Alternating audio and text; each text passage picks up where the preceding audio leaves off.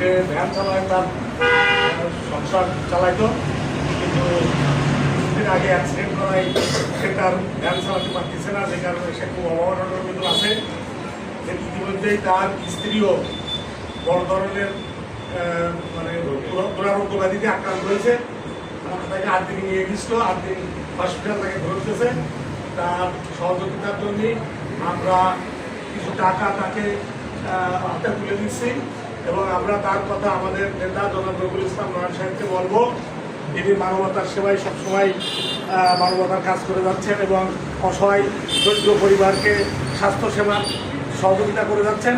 আমরা এই চাষা এবং সে চাষির বিষয়টা তাকে বলবো এবং তার কাছ থেকে আরও কিছু সাহায্য এনে দেওয়ার চেষ্টা করবো। ইনশাল্লাহ আমরা যদি সবাই রবিউল ইসলাম নয়নকে বলি তো সে নিশ্চয়ই সহযোগিতা অর্থনৈতিক সহযোগিতা করবে। আমরা তার পক্ষ থেকে আপাতত 5,000 টাকা রবিউল ইসলাম নয়নের পক্ষ থেকে এই চাষাকে তার চিকিৎসা এবং চাষির চিকিৎসার জন্য তার হাতে তুলে দিচ্ছি এবং পরবর্তীতে আমরা রবিউল ইসলাম নয়নকে বলবো আরও যাতে তার কাছ থেকে কিছু আর্থিক সহযোগিতা আইনে চাচা এবং চাষির জন্য দেওয়া যায়, আমরা সেটা চেষ্টা করব।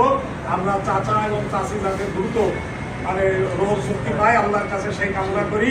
আল্লাহ যেন তাদেরকে দ্রুত এই রোগ থেকে মুক্তি দান করে এবং আমরা রবিউল ইসলাম নয়নের জন্য দোয়া করবো যেন সে যতদিন বেঁচে থাকে এইভাবে আত্মমানবতার সেবায় নিয়োজিত থাকে।